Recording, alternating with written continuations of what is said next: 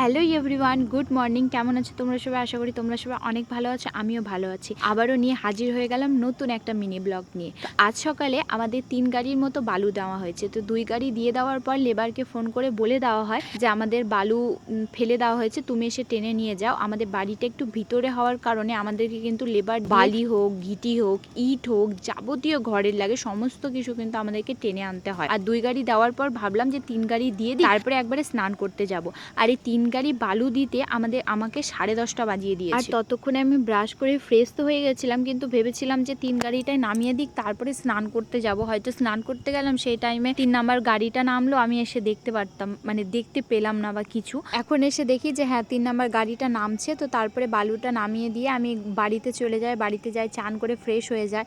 আর এতগুলো আম খাচ্ছি, আমগুলো না কালো কালো হয়ে দাগ হয়ে যাচ্ছে, আর দাগ হয়ে পচে পচে নষ্ট হচ্ছে। তো ফেলে দেওয়ার থেকে আমি মনে করি খেয়ে নেওয়াটা ভালো। আর আজকে দুপুরে মেনুতে হয়েছিল মাছের ডিমের বড়া, ডিমের একটু পাতলা গ্রেভি না, গ্রেভি হালকা একটু ইয়ের মতো, আর এর সাথে হয়েছিল ভাত। তো সেগুলো দুপুরে খেয়ে নিয়ে আর অনেক দিন ধরে ভাবছিলাম যে বাড়িতে গেলে মায়ের জন্য সমোসা নিয়ে যাব। মা সমোসা খেতে ভালোবাসে। যেদিনই যাই সেদিনই নিরামিষের দিন থাকে বা এরকম থাকে, ওর জন্য নিয়ে যেতে পারি না। তো আজকে গেছিলাম, আজকে হচ্ছে বুধবার, তো যার জন্য ভাবলাম যে আজকে নিয়ে যায়।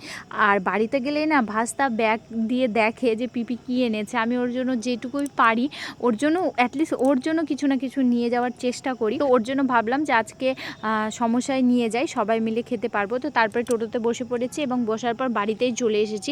আর দেখো আমি যখনই বাড়িতে ঢুকি বাবু এরকমই দৌড়ে আসে, আমার ব্যাগ দেখে যে পিপি তুমি আমার জন্য কি নিয়ে এসেছো। তো আমি তখন বললাম যে দেখ কালো ক্যারি ব্যাগে কিছু একটা আছে। তো তারপরে বলছে ওহো এটা তো গরম। আমি যে হ্যাঁ খেয়ে দেখ, সেই মজা পাবি। তারপরে মা খুলে বের করলো, বের করে সবাই মিলে আমরা খেতে বসেছি।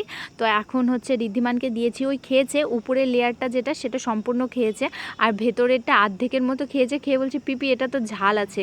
আর কিছুদিন পরেই আছে রথ, তো যার জন্য সিজা হচ্ছে এখানে রথ বানিয়েছে মাটির। তো তারপরে গল্প টল্প করে বাড়ি চলে আসি। আর বাড়িতে এসে আমার হাজব্যান্ড হঠাৎই আমাকে না প্যাকেটে, মানে একটা প্যাকেটে জিনিস এনেছে। তো আমাকে বলছে কি দেখো তো এটা কি আছে। তো আমি বলছি কি আছে।